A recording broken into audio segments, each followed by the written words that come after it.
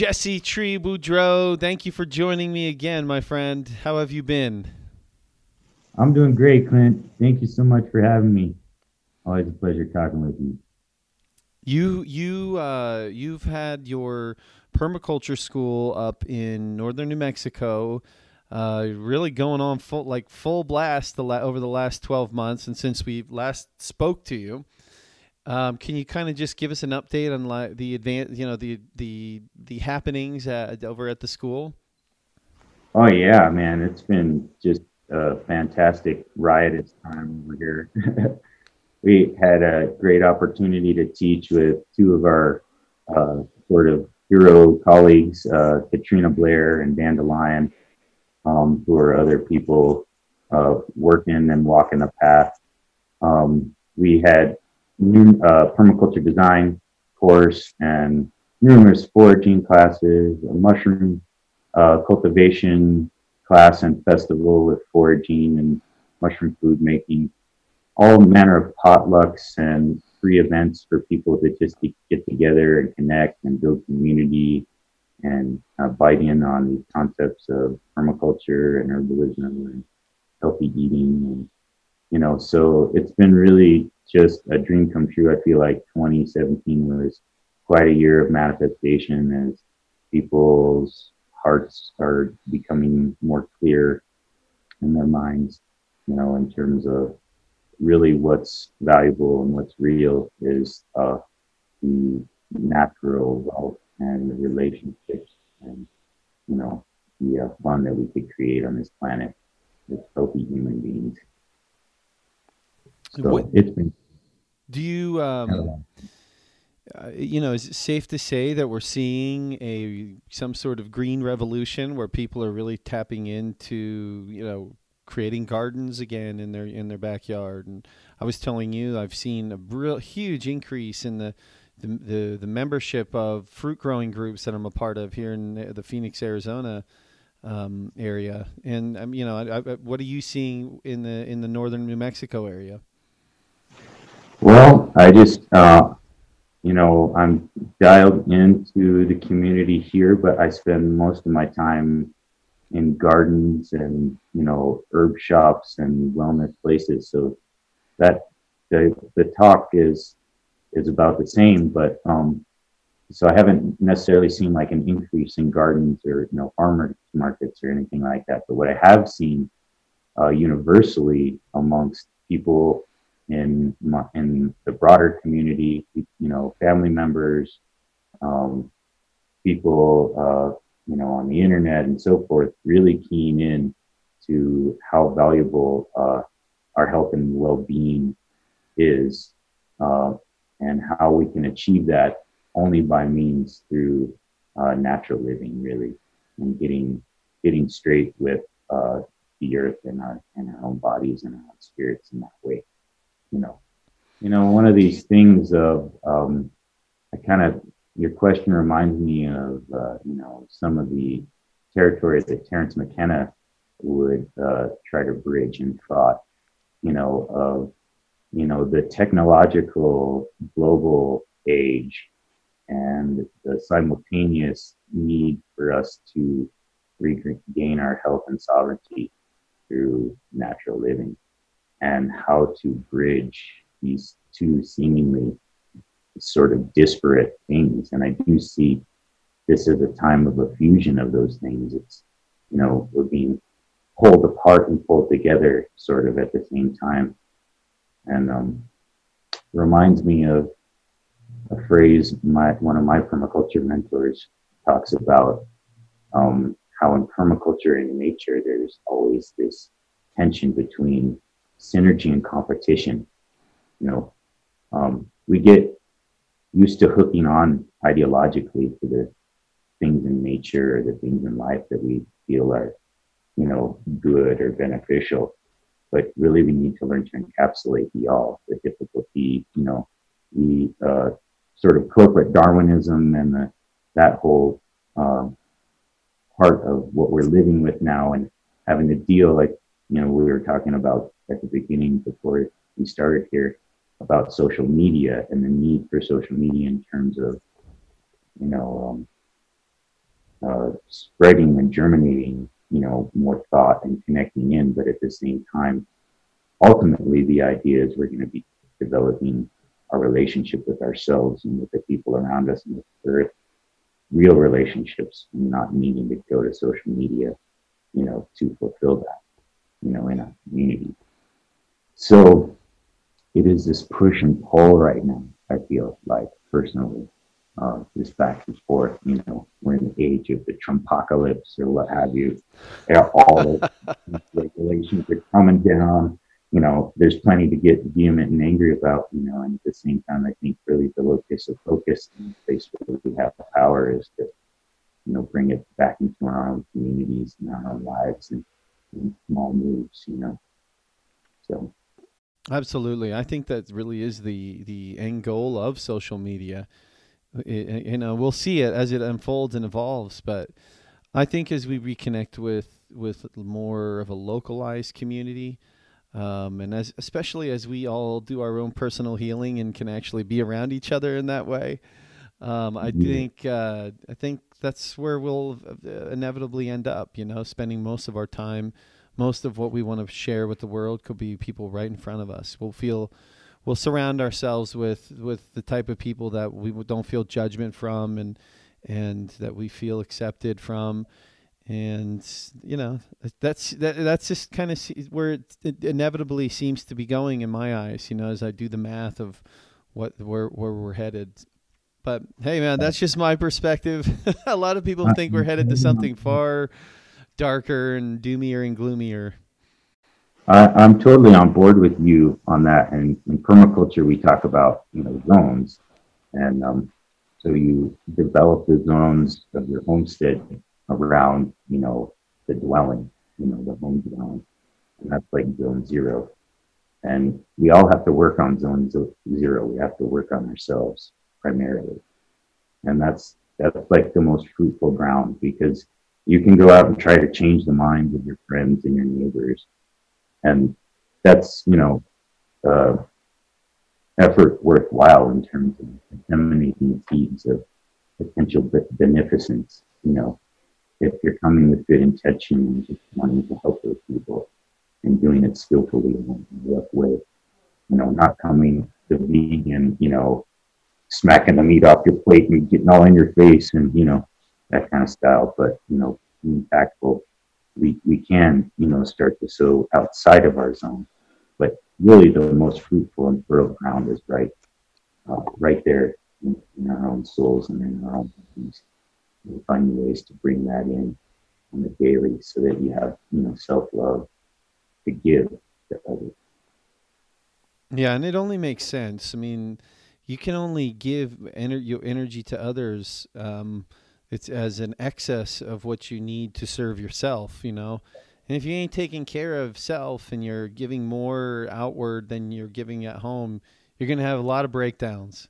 And you'll probably end up blaming it on the friends around you, like as if it's their fault that you're not doing your work, or that you're not, getting your enough alone time, or you're overly depending on your friends to hide from something that maybe you need to look at. And it seems like that's a regular pattern. And but I couldn't agree more with you that that zone zero, that zone A or whatever, right there is where we focus a lot of our attention. I Yeah, I wanted to. think so. Oh, go ahead. Go ahead. Go ahead. No, no, no. I'll wax philosophical on every I point. know. I know. Me too. Me Yeah, too. no, Well, it's funny because I want to take this time to steer it in a different direction in terms of really helping people to change their lives. There's a lot of people who do want to change their lives, and they want to see it. They want to return to the land. They want to be a part of their food system. They want to have more time with their kids. The whole deal, right? And a right. lot of people are really even wanting to get into homesteading, like you guys have basically been doing in many ways. And you guys are you and your wife are a true beacon of a shining example of what a lot of us want to strive towards. And I know you see where you want to go even a lot further. So, but what I wanted to get on is this topic of food sovereignty, and you talk a lot about that in your videos. that you do. You know, can you describe what food sovereignty means to you? Yeah, that's a potent and powerful question, I feel, because I think this is kind of the root of all of this. If you think about sort of the controllers of the elite, the Illuminati, what have you, it kind of got us at that root chakra, right? They got us by the balls, our survival and our need.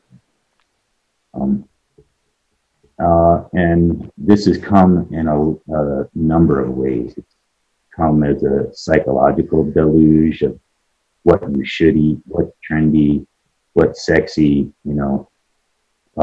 It's also come as a, you know, in form of like maybe, you know, a person of color in a food desert where all that is available, you know, KFC and McDonald's, and you're just trying to get, you know, it's one little bit of something healthy in your body, you know.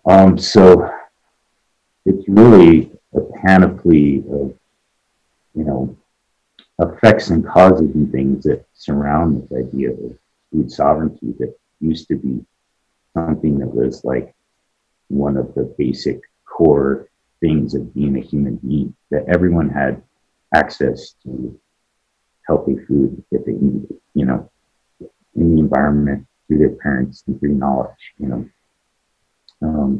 And those knowledge streams have been disrupted significantly to where only like 1% of the nation creates food anymore, where it used to be the majority of your tribe was involved in the procurement and the processing of food. So let me catch up with my own head a little bit. This is like to me, this is a huge sort of all-encompassing sphere. Um, Go so ahead, take your time with it, man. Paint the picture. I gotta let the gears turn. Mm-hmm. Yep. But ultimately, I feel food sovereignty to kind of come around to more of a short point on it. Comes on the one hand as to knowing your own body and knowing what to eat, because we've become confused between our psychological dependency on food. We often suppress feelings with food or various experiences with food. And we also are addicted to things through parasites that are in our body, or candida, or this and that. So cleansing and rebalancing the body to the point that it can discern on its own what's true health for it is one aspect. And the other is being able to just provide that for yourself, whether that's growing and gardening, foraging, hunting, animal husbandry, fishing, what have you. Being connected with your food and having that direct relationship and reverence for it, for the life that it is, that you're taking and imbibing, and not just, you know, like, oh, I'm nervous, I'm going to eat right now, you know, or I feel really sad, so I'm going to go hit the ice cream, you know, or, you know, or it's 12 o'clock, so it's time to eat, you know, feeling through your body again when you're hungry versus when you're not hungry. Because there's this whole period that our ancient bodies used to go through of fasting and feasting. And we don't go through the fasting part anymore. We just do the feasting in a sort of continuous cycle, and our bodies are always full. So, you know, getting more of a body intelligence about what to eat and when. So speak then to the physical nature of what food sovereignty looks like beyond being outside of our body, external to ourselves.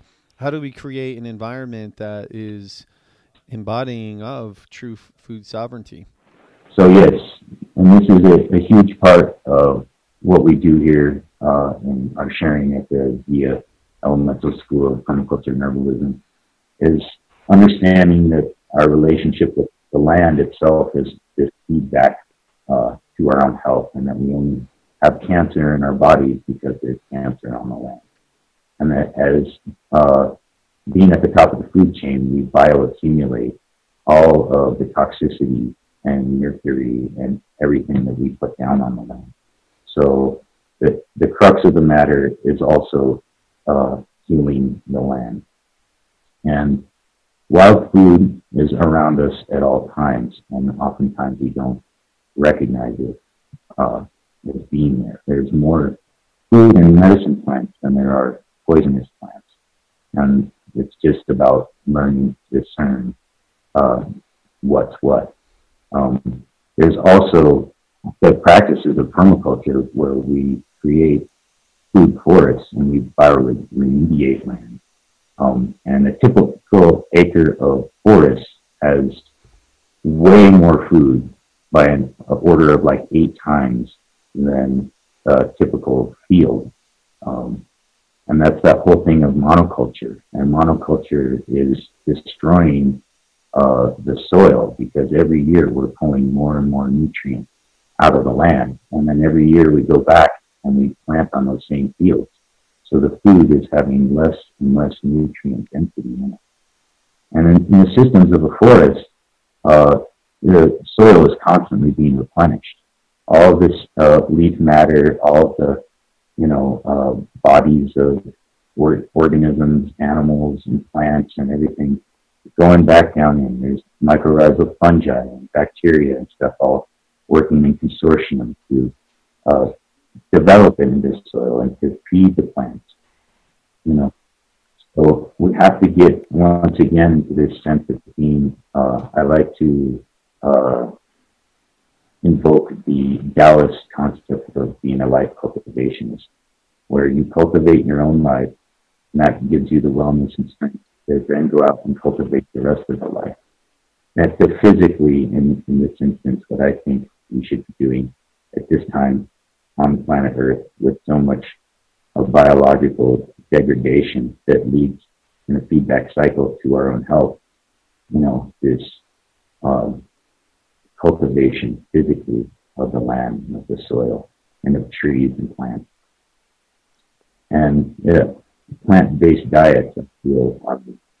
And I have to say plant-based, not being exclusive to meat eaters, just knowing that the majority of foods, if you have the majority of your foods be plant foods, that tends to lead to greater health.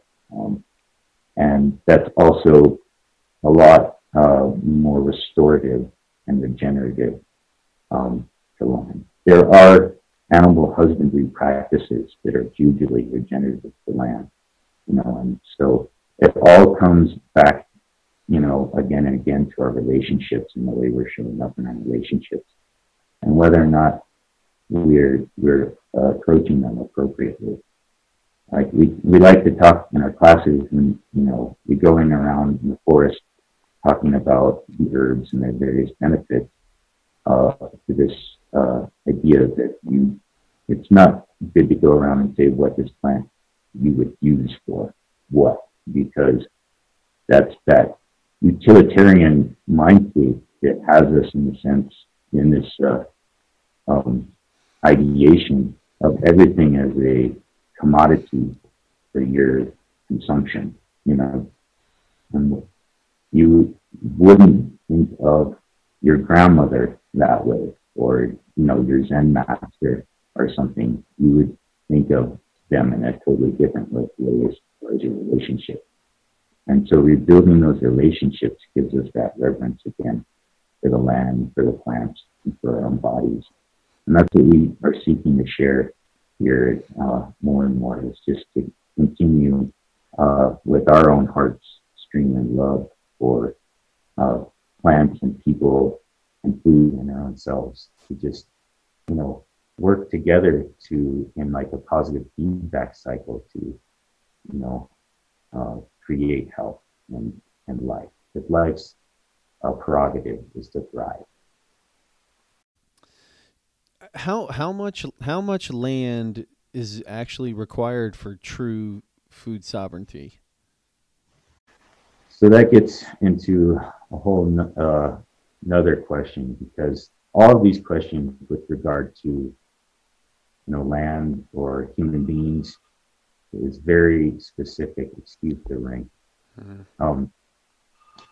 So individuals have individualistic needs based on their genetic history, their psychological temperament, past trauma, and so that's why I feel sort of difficult to go around, stating that there's one size fits all diets, because depending on where you are in your human path, um, you can get yourself worked up psychologically about a diet that you think is good for you that may be turning your health backwards, because you're not honoring your body's own um, intelligence and what it's telling you. So, for my, I know these are long-winded answers, and It's that's okay. kind of just the way it goes. But I we go into the dosha sort of archetypes of body, and mind. We try to bridge everything, the permaculture and the herbalism and our own psychology with the four elements of earth, wind, fire, and water. And various foods and various herbs are going to affect you differently in that regard. And everybody's individual constitution is going to be different in that regard. So I am typically sort of a pitta dosha type, a fire dosha type. I have really good digestion. I don't, now I had issues before when I was eating a lot of acidic food and a lot of heavy foods, meat and cheese and meat are all mucus forming, acid forming foods. As an Aries and as a Pitta, you don't want to put more fire on top of fire, right? So for me, a cooling diet of raw foods and cooling herbs has been really beneficial. And in my personal path of healing through food and herbalism, I've found that, on the one hand, most of our diseases are inflammatory related. So we can use foods and herbs in that way, using the cooling foods and cooling herbs to quell inflammation.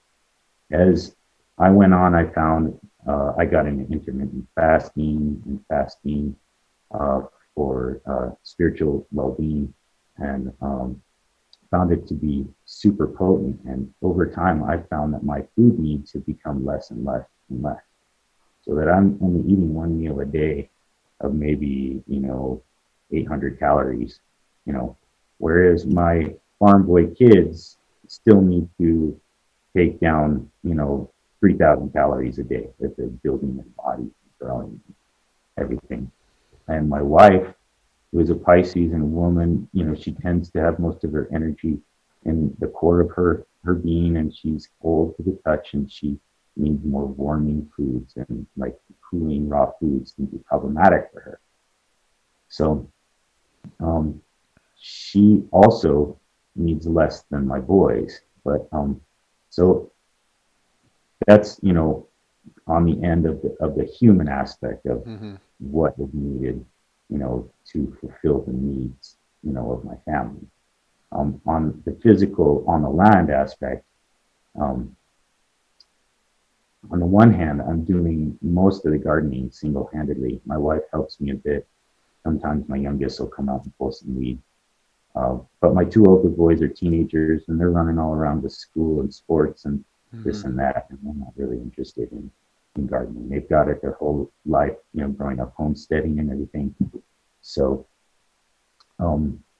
it's difficult for me to bring in single-handedly all of our family's needs from the land. But I can tell you that in this method of permaculture, where you're creating forests of perennial foods that get larger and larger every year, that produce more and more every year, and that are stacked in layers instead of like one straight, planar field. You can, Bill Mollison challenges his students to grow 8 acres worth of food on 1 acre. And I see that developing. I'm in the desert here, so it takes time for these perennial trees and things to So get up. can you say that ratio? How many acres onto 1 acre? You can grow 8 acres worth of food on 1 acre Hmm. and with permaculture design by stacking and layering and being efficient with your design, by doing vertical growing and just being intelligent, realizing that small is beautiful and that it's easier to tease lot of food out of a small space than it is to range out into a large space and try to grow a ton of food. You know, the other aspect of that is, sort of being a bit of a lazier gardener where you're growing perennial things so it doesn't require as much fuss and care. And you're not tilling the earth. And an interesting factoid is that there's more carbon released every year from tillage of earth and atmospheric gases, global warming greenhouse gases from tillage of earth than there is from driving cars. Um, so everyone's out there looking for like the next carbon sequestering, technology or how to trade carbon credits or this and that. And there is a technology. It's called a tree. And all we got to do is plant more of them. And they Pretty will simple. put the carbon in the soil and make it in there.